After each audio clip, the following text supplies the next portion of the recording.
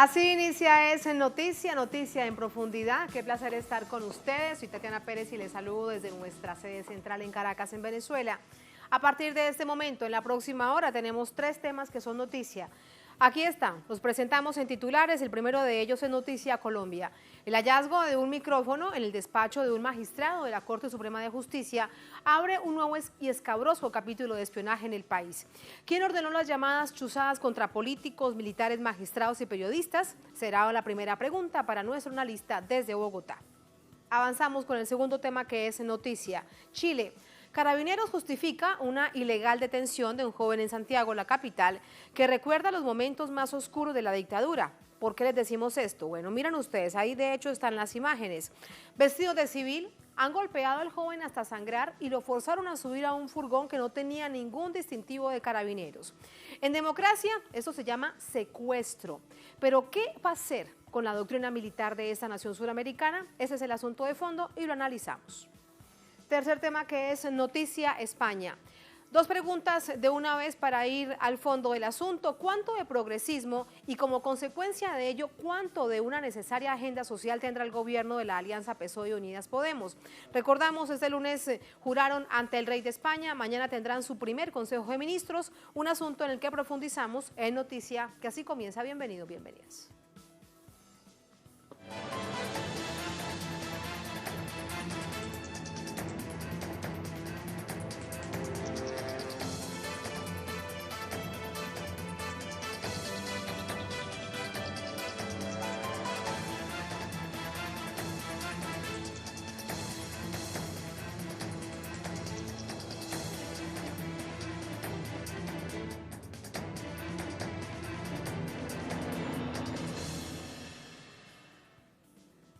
En Noticia Colombia, un nuevo escándalo es revelado por un medio de comunicación que implica a altos mandos del Ejército Nacional con interceptaciones ilegales. Se estaría espiando y rastreando de manera ilegal a comunicadores, a periodistas, magistrados y congresistas. Detalles a continuación. El 27 de diciembre del 2019, el país conocía de manos del presidente colombiano la salida del comandante de las fuerzas militares, el general Nicasio Martínez, que hoy se encuentra en el ojo del huracán, ya que durante los últimos días la revista Semana dio a conocer un artículo donde lo mencionaba por estar relacionado con presuntos espionajes ilegales a congresistas, magistrados y periodistas. No estamos hablando solo de chuzadas, estamos hablando de un conjunto de hechos que revelan un entramado delictivo en el alto mando militar, en el corazón de la central de inteligencia y de contrainteligencia del ejército colombiano. Estamos hablando de chuzadas y de interceptaciones, estamos hablando de alianzas de oficiales del ejército con miembros de bandas criminales, estamos hablando de la utilización indebida de aparatos electrónicos que fueron recibidos por el ejército como parte de la cooperación de otros países. A mí eso no me parece bien. El artículo revela que militares activos realizaban interceptaciones bajo las órdenes de altos mandos, relacionados con temas estrictamente políticos. Es así como el informe aduce que se comenzó a interceptar las comunicaciones de la magistrada Cristina Lombana, que llevaba a cabo investigaciones relacionadas con manipulación de testigos contra el expresidente y hoy senador Álvaro Uribe Vélez. Asegura que la información recolectada también era suministrada a un miembro del Centro Democrático, hoy partido de gobierno. A mí no me cabe duda que si el partido de gobierno conocía de la información de estas investigaciones ilegales y estas interceptaciones y seguimientos, obviamente el jefe del partido, a quien no se le escapa absolutamente nada, Álvaro Uribe, conocía directamente esto. Estas chuzadas, interceptaciones ilegales y persecuciones contra nosotros y los defensores de la paz ya las habíamos denunciado en julio ante el propio presidente y en agosto ante la Fiscalía General. Buscan intimidarnos, pero no van a lograr acallarnos. Sin embargo, la voz que hay que levantar es en defensa de la vida de los líderes sociales más vulnerables, que son los que están en los territorios, porque a ellos sí los están acallando, matándolos. Varios sectores en Colombia coinciden que lo que se está implementando es una estrategia de gobierno que retoma la política de seguridad democrática del expresidente Álvaro Uribe Vélez.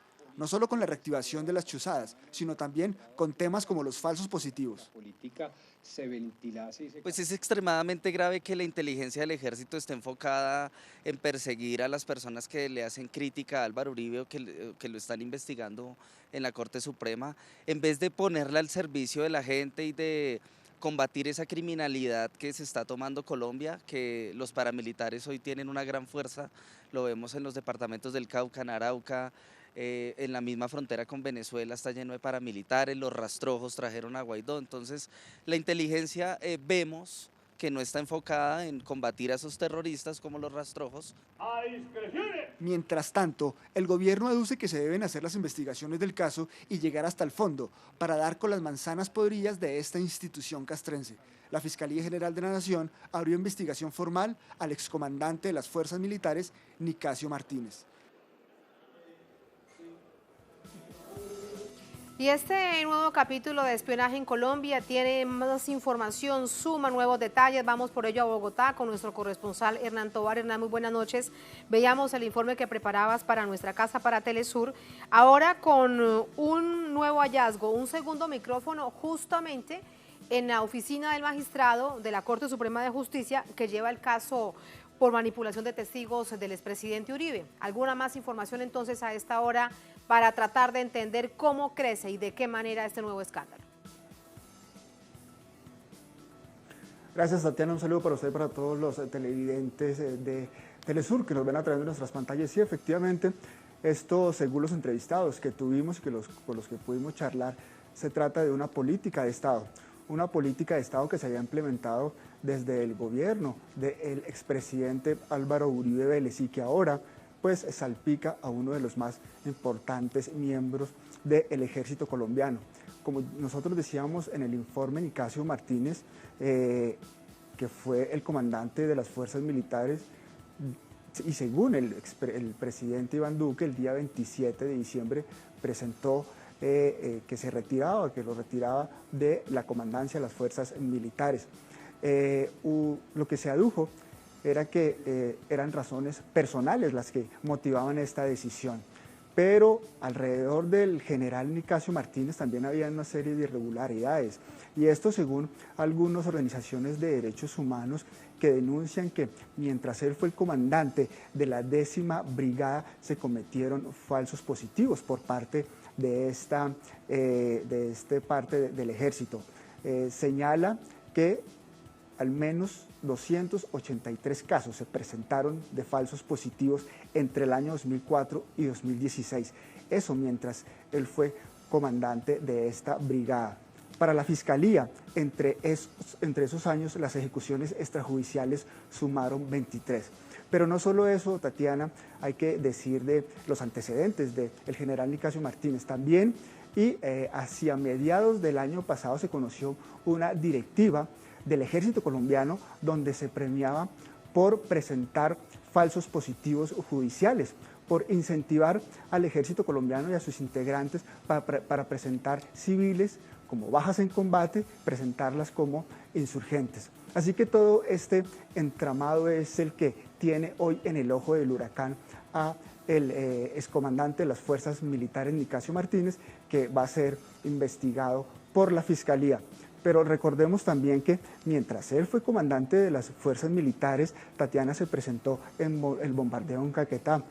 Se presentó ese bombardeo y se presenta la renuncia del ministro de Defensa. Investigaciones que no llegan a ningún lado, renuncias que salpican a otros funcionarios, pero que no se va al fondo del asunto y que no llegan a ningún lado. Esta es la situación que vive hoy el país con relación a las investigaciones y que salpican de una manera muy importante al ejército colombiano, Tatiana. Y a su máximo representante, que hace solamente unas horas ha dejado de serlo. Pero fíjate con todo esto que nos dices, el prontuario que tiene el general en retiro ya, Nicasio Martínez. Gracias, Hernán. Vamos a entrar de inmediato con el análisis.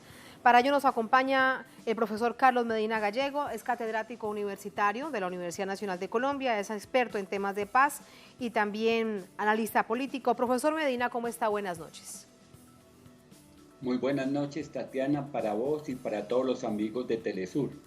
La primera pregunta y la necesaria es, si partimos del hecho en donde se conoce de este nuevo capítulo de espionaje, un asunto directamente relacionado con la investigación que sigue la Corte Suprema de Justicia al caso de manipulación de testigos del expresidente Uribe, esto es lo primero que se debe revisar para luego ir al fondo de todo el asunto. ¿Eso es lo primero que debería revisarse?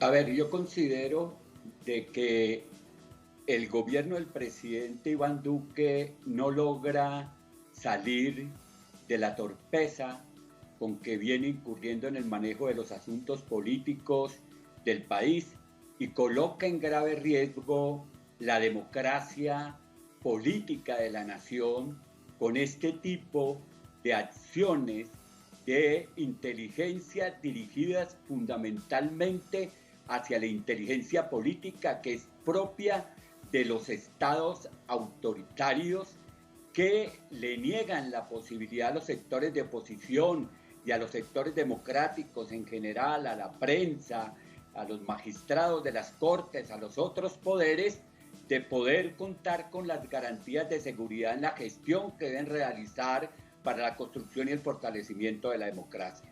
Esta situación de que las agencias de inteligencia, el cuerpo de inteligencia del ejército, venga cumpliendo una función dirigida fundamentalmente hacia la inteligencia política en el marco de unos intereses absolutamente claros, que son los intereses del partido de gobierno, que se encuentra involucrado en varios casos que está adelantando la justicia con referencia a sus máximos dirigentes, en particularmente al hoy senador Álvaro Uribe Vélez, constituye una amenaza a la institucionalidad, más cuando estas chuzadas o estas interceptaciones telefónicas están acompañadas de amenazas a la prensa, que es quien ha venido colocando al frente de la nación información que debía haber colocado la Fiscalía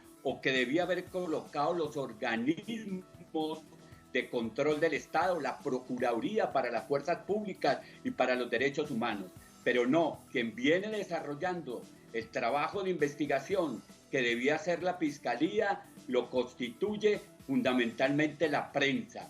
Y esta prensa que se mueve en esas dos tendencias de tratar de sostenerse de manera crítica frente al gobierno y frente a la institucionalidad del Estado y de darle paso también a otras posturas de derechización que se vienen desarrollando al interior de esta revista. La revista Semana ha jugado un papel importante pese a los giros que ha dado en los últimos meses para señalar este tipo de situaciones. Aquí el primer responsable de estas chuzadas indiscutiblemente es el gobierno nacional, son las fuerzas militares, son los partidos políticos de derecha que están interesadas en instrumentalizar los servicios de inteligencia para ponerlos al servicio de sus propios intereses políticos. Sí, profesor Medina, yo lo escucho atentamente y lo que uno además necesariamente se pregunta es ¿quién ordenó esas interceptaciones, ese espionaje, esas chuzadas como se conoce en Colombia? ¿El presidente Iván Duque o el expresidente Uribe? ¿A quién le rinde cuentas o le rendía cuentas el general Nicasio Martínez? Yo creo que ahí hay una red de delincuencia institucional instrumentalizando la inteligencia militar al servicio del ejercicio del poder político de la extrema derecha. Yo creo que es tan responsable el presidente Duque, que generalmente está desinformado de lo que está pasando en el Estado, el general Nicasio Martínez, que es el comandante general de las fuerzas militares y del ejército, y indiscutiblemente que están los intereses del presidente Álvaro Uribe Vélez y de su cuerpo de abogados, que son un cártel de la impunidad, que vienen trabajando sistemáticamente frente a todos estos hechos. Indiscutiblemente el mismo abogado del presidente Álvaro Uribe Vélez es ahora el abogado del general Nicasio Martínez. Entonces estos hechos cuentan con un cártel de abogados que están dispuestos a avanzar en el camino de la impunidad y de generar argucias jurídicas para colocar a estos personajes más que como actores directos de ese tipo de crímenes, como víctimas y perseguidos políticos, cuando la prensa coloca frente a la opinión nacional este tipo de hechos tan abominable y tan repudiable para una democracia. Profesor Medina, se va el general Nicasio Martínez, pasa a retiro, dice la Fiscalía que entra al proceso de investigación, pero ¿qué hacer para que no se centre todo en ello? Se convierta en una cortina de humo precisamente la investigación que inicia la Fiscalía sobre la figura de él y esto entonces quede así, como hemos visto en otras oportunidades. Recordemos, justo en los 2 periodos del presidente Uribe hubo serios escándalos de espionaje con situaciones incluso mucho más graves, recordando por ejemplo las listas del DAS que llegaban a manos de paramilitares y las personas que estaban en esas listas eran asesinadas. Es que se viene repitiendo el modelo del gobierno de la seguridad democrática de la misma manera que se dio durante las administraciones del presidente Álvaro Uribe Vélez del 2002 al 2010. Esto de utilizar la inteligencia militar, que es una inteligencia que debía estar dirigida fundamentalmente a hacer inteligencia estratégica e inteligencia operativa contra las bandas criminales, contra las disidencias, contra el ELN, que es lo que le corresponde hacer, comienza a ponerlos al servicio de los intereses políticos y convierten esa inteligencia en inteligencia política y se dotan de toda la tecnología que sea necesaria con los presupuestos de las fuerzas militares y el Estado colombiano y de los colombianos para instrumentalizar esos recursos y ponerlos al servicio de este tipo de acciones criminales. Entonces, todos estos elementos juegan en el marco de una investigación que debe seguir la sociedad colombiana, la comunidad internacional y que debe garantizarle a los altos tribunales la posibilidad de que no se vaya a producir ese tipo de presiones a las que suelen ser sometidos para que las investigaciones no salgan adelante. Pero es la justicia, los altos tribunales, los magistrados de los altos tribunales, los encargados conjuntamente con la Fiscalía de desarrollar esas investigaciones. Ahora, Tatiana, nosotros tenemos un problema, es que la Fiscalía está capturada por el partido de gobierno y está capturada por el gobierno nacional. Entonces, a veces la Fiscalía no cumple la función que debía cumplir de manera independiente. Algunos tribunales y algunos magistrados igualmente están altamente politizados y por lo tanto sirven a intereses de los partidos que vienen realizando este tipo de crímenes contra la democracia. La situación, que no haya impunidad en esta oportunidad después de tanta historia de espionajes y las llamadas chuzadas ilegales en Colombia. Gracias, profesor Medina. Muy buenas noches. Muy buenas noches, Tatiana. Muchísimas gracias. Así nos vamos a la primera pausa en esta emisión de Es Noticia. Al volver, Es Noticia Chile. Carabineros justifica una ilegal detención de un jovencito en Santiago que recuerda los momentos más oscuros de la dictadura. Y lo decimos porque, miran ustedes, vestidos de civil, ahí están las imágenes. Golpearon al joven hasta sangrar, lo forzaron a subir a un furgón. En democracia, su nombre es claro, es secuestro. ¿Qué hacer? Esa es la pregunta de fondo con la doctrina militar chilena. Un asunto que analizamos al volver, estamos en Es Noticia.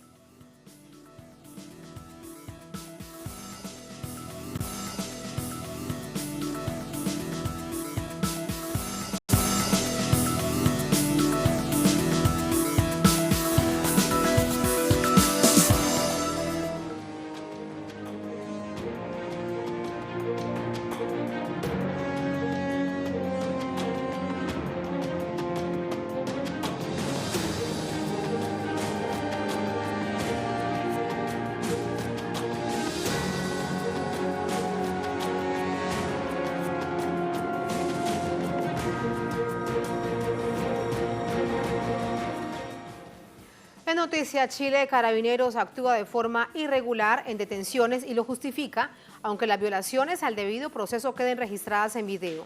El actuar delincuencial del Estado trae al recuerdo los tiempos más aterradores de la dictadura cívico-militar de Augusto Pinochet.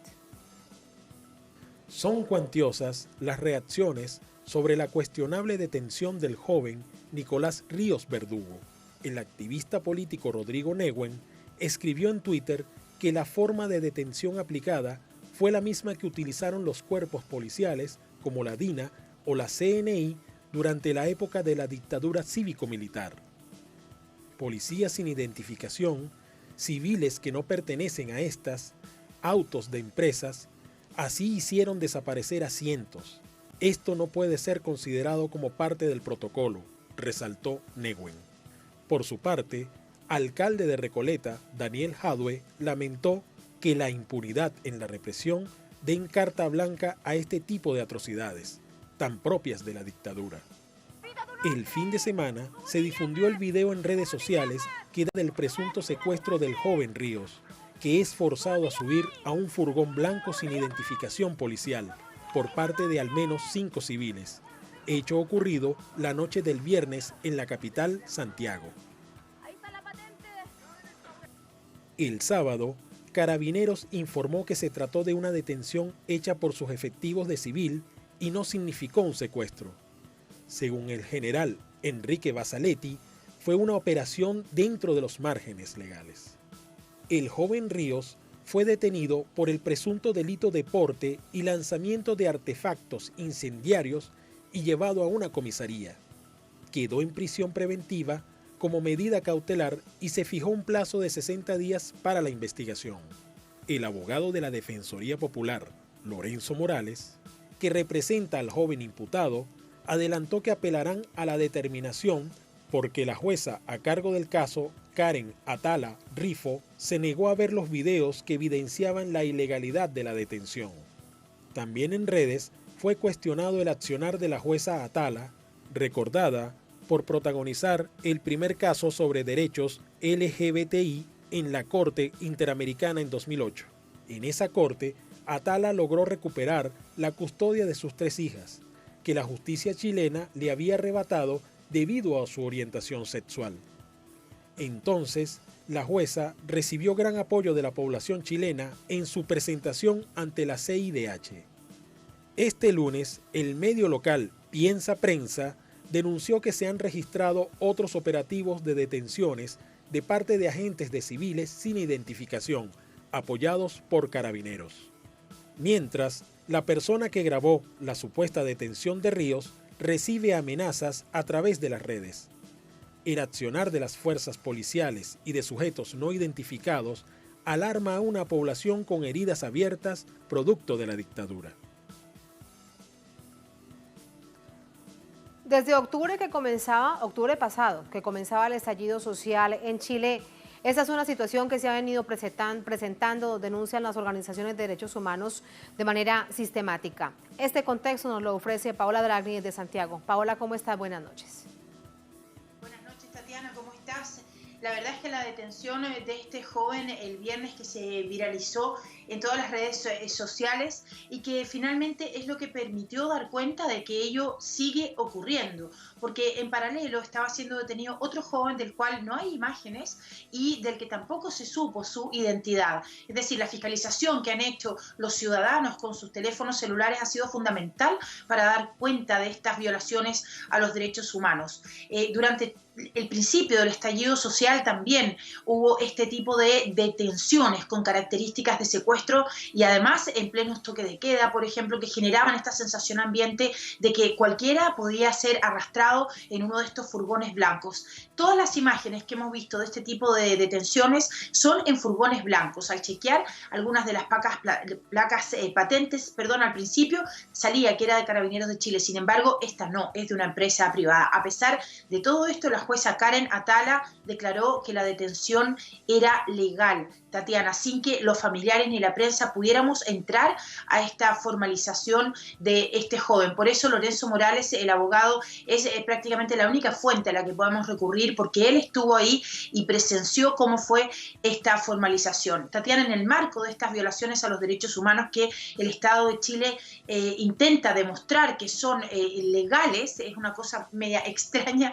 de describirlo, pero es así porque las imágenes muestran a Nicolás incluso sangrando producto de los golpes que le dieron estas personas personas que lo detienen, pues se trata de una detención legal según la jueza. En este marco se anuncia para mañana que los funcionarios y funcionarias de una de las asociaciones de trabajadores del Instituto Nacional de Derechos Humanos se va a huelga. Es un amplio listado del que ellos están reclamando, pero es como decir, si finalmente era el que tenía que fiscalizar lo que ocurre en la tarde, a partir de mañana comienza esta movilización de una de las asociaciones de los funcionarios del INDH que, bueno, dice que es una institución que está funcionando con irregularidades, con muchísimas demandas de los trabajadores, no solo en este gobierno, sino también en los anteriores. Así es que si esta paralización de mañana de una parte importante de los funcionarios del Instituto Nacional de Derechos Humanos se materializa, lo cierto es que los chilenos y chilenas que manifiestan van a estar aún más desprotegidos. Ahí las ONG y las casas de memoria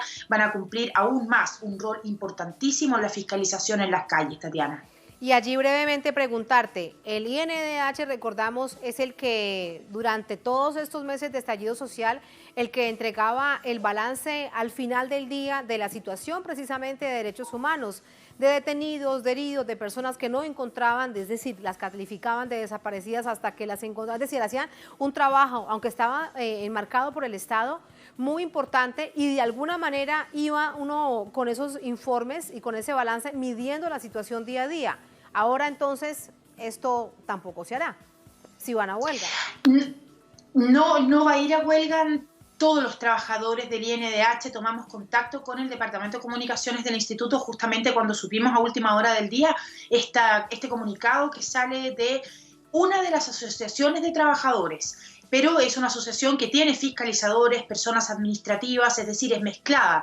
Por tanto, probablemente el INDH busque formas de ir continuando con esta labor, pero sin duda su capacidad va a ser muchísimo menor. Si hoy en día, a tiempo completo, digamos, con todos los trabajadores del INDH ya era muy difícil hacer fiscalizaciones, ahora de darse esta paralización finalmente mañana de una parte importante de los trabajadores, pues va a ser bastante más difícil que puedan llegar y acceder a los lugares donde se cometen estas violaciones a los derechos humanos. Tati.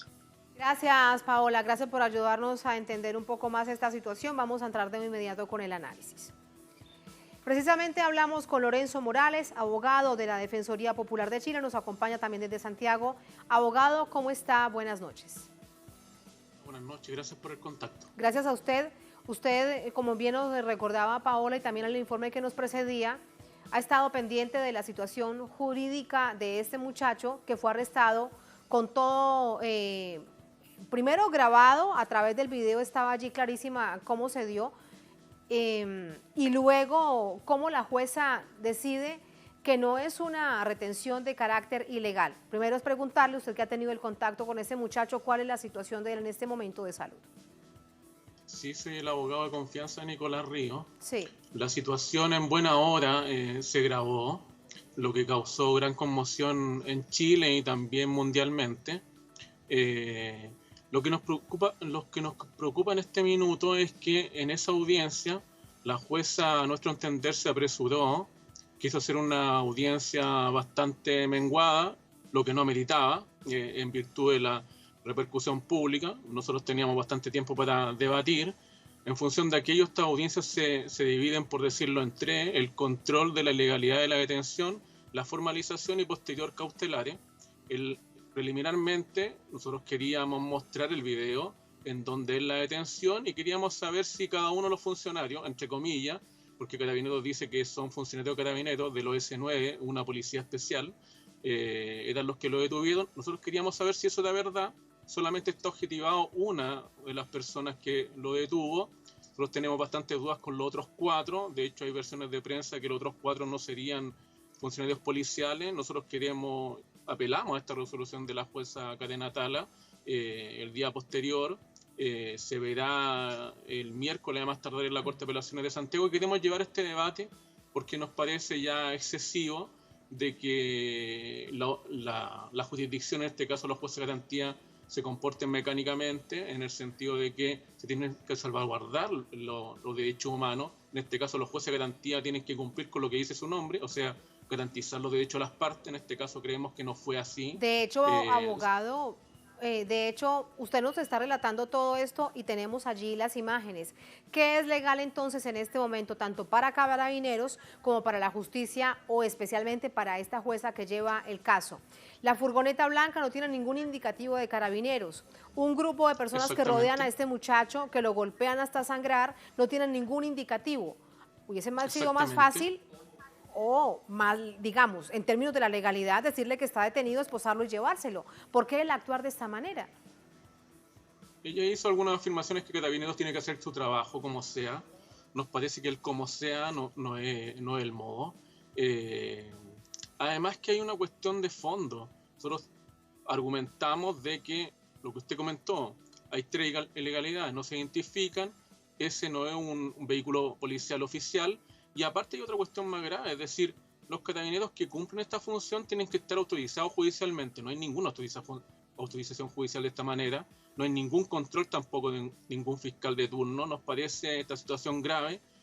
Queremos que la Corte se haga cargo de esto, que sea un antes y un después, y finalmente que salga en libertad Nicolás Ríos, que se declare ilegal esta detención, y esto ayudará de que otros muchachos, o sea, más de 50 que están en Santiago 1, pueda, por la igualdad y por de que se pueda extender esta situación a otros muchachos, podrán salir también en libertad. Nos pareció excesivo, poco fundamentado lo que dijo la jueza, y además que ella hizo otros calificativos con respecto a la indicación de Nicolás, que no lo quiso dejar hablar. Él quería ejercer su derecho a hablar. Yo, incluso fundamentadamente, de acuerdo al artículo 98, Nicolás quería hablar. No lo dejó sin ninguna fundamentación. En realidad es muy poco fundamentada cada una de sus resoluciones, y creemos que esto se tiene que refrendar sí o sí. Si no es así, acudiremos a instancias internacionales, pero nos parece que este es el momento, un antes y un después. Si Chile se cree que está en un Estado democrático de derecho, es el momento, se tiene que refrendar a través del Estado de Derecho. Ha dicho el nuevo presidente de la Corte Suprema que este es un poder independiente. Llegó la hora de que se analicen las pruebas fidedignamente. Nosotros podemos estar 2, 3, 4 horas alegando, pero que esto que se analice. Y si es así, que se demuestre. Si es así si es así que se demuestre la independencia del Poder Judicial en un momento tan crucial para el país, cuando hay tal nivel de denuncias de manera diaria y permanente sobre violación por parte del Estado en materia de los derechos humanos. Sí, permítame preguntarle algo, dígame abogado, antes de plantear la siguiente pregunta. De todos los actores del sistema. Sí. La jueza se ha visto, ha dicho que yo la he hostigado por las redes sociales. Yo no he hablado nada por las redes sociales. Mi deber es emplazarla en términos judiciales. Lo he hecho así y por eso apelé a la Corte de Apelaciones. Es lo que debería hacer. Yo creo que todos los actores sociales tenemos una responsabilidad, y finalmente se tiene que refrendar lo que finalmente todo el mundo está mirando. Estamos en el año 2020. En buena hora se grabó este hecho y se tiene que aclarar sí o sí. Ahora, lo que le quería plantear con respecto a la asimetría de las acciones por parte de la población civil que se está manifestando. A este jovencito, a Nicolás, es acusado, según la justicia, por haber lanzado una bomba casera en contra del cuerpo de Carabineros. La asimetría, entonces, con respecto a un caso de estos, en medio del estallido social, a lo más, por ejemplo, de 300 personas que han perdido los ojos por culpa de la acción de Carabineros. La reflexión que usted hace al respecto. Claro, pero hay hechos más graves. Hace poco, hace 2 semanas, se formalizó a 5 carabineros por apremio ilegítimo y fueron liberados por la Corte de Apelaciones de San Miguel. Es decir, hay una cierta asimetría. Creemos que toda y cada una de estas asimetrías se tienen que refrendar. Yo creo que quizá las organizaciones de derechos humanos están siendo vulneradas. El INDH en los días posteriores se va a ir a una huelga porque saben que hay una cierta injerencia del poder estatal con respecto a algunas organizaciones de derechos humanos. También en buena hora nosotros, los defensores populares, somos independientes y nos cuesta esa independencia. Nos cuesta por bastantes razones, porque también recibimos hostigamiento. En este sentido no vamos a cesar. La sociedad civil en Chile está bastante despierta. Las redes sociales son nuestro apoyo, en el sentido de que aquí hay una cierta objetividad que se tiene que refrendar, y yo creo que el Poder Judicial, si se precia de estar independiente y cada uno de los actores cumplimos nuestro trabajo, tiene que refrendar y finalmente dejar patente de que se están violando los derechos humanos muy intensamente en Chile. Por último, preguntarle, ¿cuándo será entonces el nuevo encuentro para conocer cómo será el proceder con respecto al caso que usted lleva de Nicolás? Este caso que evidentemente le ha dado la vuelta al mundo, pero también, como nos decía Paola Dragni, fue el que se grabó. Los otros que no se grabaron también pasó y ya están pendientes también de la misma situación. No debería ser más allá del 15 de enero, donde lo debería ver la Corte de Apelaciones de Santiago. Estamos bastante esperanzados de aquello, sobre todo porque lo que dice Carabineros aparece contradecido con cierto peritaje químico, en donde aparece negativo con que él ocupó esta arma casera, esta molotov que se le llama en Chile. Creemos que debería ser exitosa esta alegación y finalmente refrendar el imperio del derecho y que se declare, yo quiero que se declare ilegal la detención de todos modos. Muchísimas gracias, abogado, por estas reflexiones. Muy buenas noches. Gracias por el contacto. Gracias a usted. Buenas noches. Buenas noches. Pero miren ustedes, esto no es lo único que se relaciona directamente con la situación de derechos humanos en Chile, un titular que llevamos en nuestra multiplataforma. Instituto Nacional de Derechos Humanos, del que Paola nos estaba diciendo que parte de él se irá a huelga desde este martes. INDH de Chile solicitará investigar químico usado por carabineros en represión a protestas. A casi 3 meses de las protestas sociales contra la gestión del presidente Piñera, el INDH informaba que este lunes se prevé solicitar al Ministerio de Salud y a Carabineros investigar el químico usado en la represión contra manifestaciones del fin de semana. Este ente indicó en su portal web que este hecho se registró en Plaza Italia, renombrada Plaza Dignidad, luego de las concentraciones cuando el carro lanza agua de Carabineros de Chile, utilizado para dispersar a manifestantes, lanzó un líquido de color amarillo. Usuarios en redes sociales denunciaron como un líquido amarillo era visible en el agua arrojada por uno de los vehículos de Carabineros, lo que provocaba a los asistentes vómito y quemaduras en la piel. Una información que también fue reseñada por nuestra corresponsal justo en este momento, Paola Dragni, desde Santiago. Así nos vamos a la segunda, última pausa en esta emisión de Es Noticia. Al volver en Noticia España, planteamos de una vez el asunto de fondo.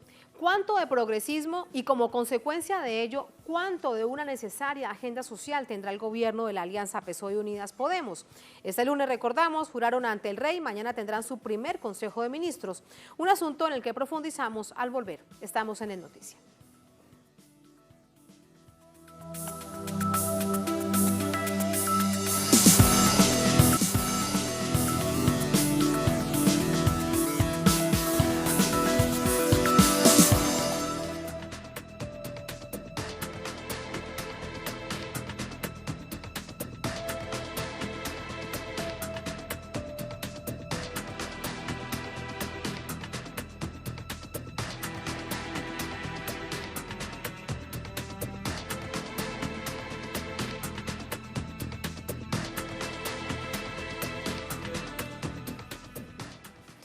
En Noticia de España, instalado el primer gobierno de coalición de la democracia española desde el fin del franquismo. El nuevo ejecutivo es el resultado de una alianza entre el Partido Socialista Obrero de España, el PSOE, y la formación de Izquierda Unidas Podemos. Tenemos detalles a continuación. Tras más de 8 meses de bloqueo político y 2 elecciones generales, el nuevo gobierno español tomó posesión este lunes, con Pedro Sánchez a la cabeza. Los 4 vicepresidentes y 18 ministros del nuevo gabinete juraron sus cargos ante el jefe de Estado, el rey Felipe VI. Entre el grupo de miembros del nuevo gabinete destaca la participación del líder de Unidas Podemos, Pablo Iglesias, designado vicepresidente de Derechos Sociales y Agenda 2030. Iglesias manifestó su compromiso de trabajar para ampliar los derechos de la gente y por la construcción de una España justa y solidaria. Voy a trabajar para que la próxima década en España sea la década del constitucionalismo democrático. Esto significa garantizar, blindar y ampliar los derechos sociales. Y también para que España se convierta en una referencia internacional de los Objetivos de Desarrollo Sostenible de las Naciones Unidas. Iglesias estará acompañado por otros 4 ministros de la Alianza Unidas Podemos. Irene Montero como ministra de Igualdad, Alberto Garzón como ministro de Consumo, Manuel Castells como ministro de Universidades y Yolanda Díaz como ministra de Trabajo y Economía Social.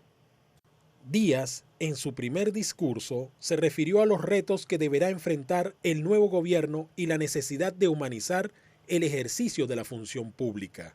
Cuando hablamos de cifras, por ejemplo, de temporalidad, de paro o de parcialidad, estamos hablando de personas, de una precariedad que lo invade todo. Hablamos de la vida de la gente.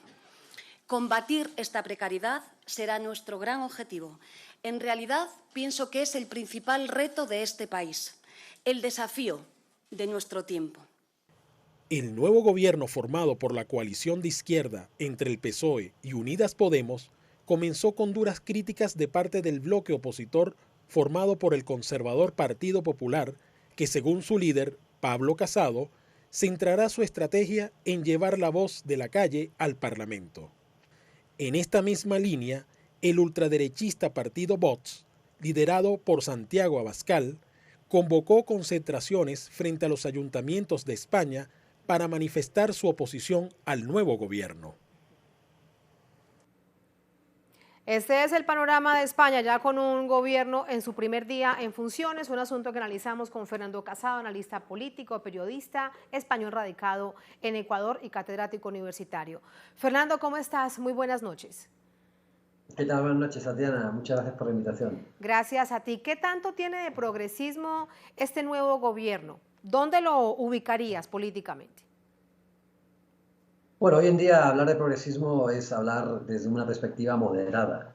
Yo creo que hoy en día, si hay una aspiración que sea simplemente socialdemócrata en un gobierno europeo, ya es un progreso muy importante, ¿no? Pero de ahí a que se vaya a poner en tela de juicio al sistema capitalista libre mercado o a los peores síntomas de dicho sistema, ya es otro cantar. Entonces, digamos que es un gobierno que en un contexto muy conservador y de arremetida de la ultraderecha en toda Europa, pues es un gobierno socialdemócrata y eso es ahora mismo pues probablemente lo más progresista, lo más a la izquierda que existe en este momento en el viejo continente y probablemente en todo Occidente, con lo cual ahora mismo España estaría a la vanguardia de los gobiernos progresistas, pero igual, cuando hablemos de progresismo habrá que hacerlo con mucha moderación. Claro, y allí además la pregunta, si revisamos a los socialistas con Pedro Sánchez a la cabeza y a Izquierda Unida con Iglesias a la cabeza, ¿hacia dónde crees que se va a ir la balanza poco a poco decantando con tal nivel de desafíos sociales que tiene el gobierno? Bueno, yo creo que hay una agenda programática bastante clara que, por supuesto, ha impulsado Podemos, que tiene que ver con la subida de las pensiones, la subida de los impuestos a las mayores fortunas y a las mayores y empresas de España, que serían también invertidas en gasto social. Ya se habla también por parte de la ministra de Hacienda de que se tiene que establecer un techo en el gasto social, pero que desde luego sí que va a haber una serie de medidas progresistas. Y también hablamos de subidas, por ejemplo, en el campo del salario mínimo, que es algo que está muy discutido en este momento y que ha puesto Podemos en la agenda. Lo que habrá que ver en realidad es que probablemente estas discusiones serán gracias a la entrada en el gobierno de Podemos, pero quién se va a llevar los réditos de dichas reformas o de estas acciones programáticas, pues es realmente la gran discusión, porque si el PSOE en las anteriores elecciones en las que no se pudo formar gobierno intentó fagocitar a las bravas a Podemos, intentando que en una repetición de las elecciones desapareciera esta formación política, ahora probablemente lo que tratará es de cooptar el voto de Podemos, tratando de invisibilizar a Podemos dentro de su propio gobierno. Pero en cualquier caso, lo que sí que hay es una serie de discusiones de corte social que en cualquier otra alternativa política de centro-derecha o de derecha en España no se habría dado y que ahora sí se está dando. Y un asunto además de fondo, Fernando, el independentismo catalán. ¿Esto será un asunto transversalizado durante el tiempo que dure el gobierno? Sin duda lo va a ser, porque además tengamos en cuenta que si existe el gobierno actual es gracias a la abstención de dos formaciones nacionalistas de izquierdas, que son Bildu y Esquerra Republicana Catalana, la primera del País Vasco y la segunda de Cataluña, y también tengamos en cuenta que se logró 167 votos a favor de la conformación y la investidura de Pedro Sánchez en el gobierno, porque el Partido Nacionalista Vasco también dio su apoyo a el actual gobierno, que tuvo 165 votos en contra. Con lo cual, abrir ese diálogo tan necesario en España pues es fundamental si también se quiere tener una investidura de largo plazo, porque el hecho de no dialogar, de no abrir esos cauces en este momento tan necesarios para la solución de los conflictos internos nacionalistas e incluso una reforma constitucional en el plano autonómico, podría dar al traste con este gobierno muy rápidamente, y una moción de censura impulsada por la derecha podría acabar con el actual gobierno de Pedro Sánchez. Y allí entonces quedan dos asuntos además por revisar. Uno, ¿qué pasa con el análisis y con el debate necesario acerca del papel de la monarquía? Unidas Podemos durante todos estos años, desde que comienzan en las calles, bien lo recordamos, con las masivas movilizaciones, eran antimonarquía, y resulta que ahora se dan la mano con el rey. Eso sería lo primero, quiero conocer tu opinión. Se dan la mano, aunque bueno, Pablo Iglesias no fue de corbata, pero estaba bien vestido, bien arreglado, diríamos en Colombia. Independientemente de la pinta que llevara a Pablo Iglesias o Alberto Garzón, ahora cuando recibieron sus carteras ministeriales, ambos juraron lealtad al rey, que eso es bastante contradictorio, si vemos también el espíritu en principio republicano que inspiraría tanto a la formación de Izquierda Unida como la de Podemos hoy en día en la confluencia de Unidas Podemos. Yo creo que esta es una de las grandes claudicaciones de esta formación política de izquierdas, porque actualmente había muchas otras prioridades, ¿no? La primera era la de la supervivencia política después de los ataques de carácter mediático o también desde los propios partidos con los que ellos han compartido el Congreso de los Diputados, ya que llegó a ser en algún momento Podemos una fuerza política que podría incluso haber gobernado, si no en solitario, desde luego ser quien encabezara una posible coalición, y desde luego han preferido quizás optar por hacer valer una agenda social que demuestre que sí puede gobernar la izquierda, aunque sea en un gobierno como un socio minoritario, en un gobierno de coalición de izquierdas o de centro-izquierdas, y en ese sentido creo que es claro que han dejado de lado temas muy controvertidos y que sin duda habrían levantado muchísimo revuelo desde todos los sectores, tanto mediáticos como políticos, en el país, para tratar de demostrar que la agenda social, que sería su prioridad, pueden llegar a implementarla y que eso les refuerce de cara a un futuro como fuerza política, y a partir de ahí quizás sí se plantearía una posibilidad real de plantear si España debería de ser siendo una república, siendo una monarquía o una república, como hay otras formaciones, sobre todo de carácter nacionalista, que lo tienen muy claro y que ponen también como una de sus principales reivindicaciones la independencia de sus regiones históricas, y que esas regiones, una vez independientes, serían claramente repúblicas. Y el otro asunto que es necesario revisar, ¿qué pasará con el Congreso? Recordemos que esa coalición llega con una mínima diferencia con respecto a la derecha y a la extrema derecha. Muy vulnerables con respecto al Congreso en adelante, por ejemplo, temas de presupuestos, que fue justo a la talanquera hace un año prácticamente. Sí, efectivamente. Ahora que se deben como una de las primeras medidas del Gobierno, aprobar los nuevos presupuestos generales del Estado, o bien se hace con cada una de las fuerzas políticas que han apoyado al gobierno, porque recordemos que el gobierno actual en la investidura recibió el apoyo no solamente del PSOE y de Unidas Podemos, que juntos tenían un total de 155 diputados, sino también de pequeñas formaciones que tienen a lo mejor 1 o 2 diputados, como Teruel Existe, como el Bloque Nacionalista Gallego, como las formaciones que se abstuvieron como Bildu y Esquerra Republicana Catalana, que uno de los principales temas ahora de conversación van a ser la aprobación de los presupuestos. Y ahí, en esta legislatura, y probablemente dada la mayor pluralidad que se ha dado en un gobierno en toda la historia después de la transición a la democracia de la dictadura de Franco, pues se va a tener que dar una negociación con cada una de las formaciones y ceder en muchos temas,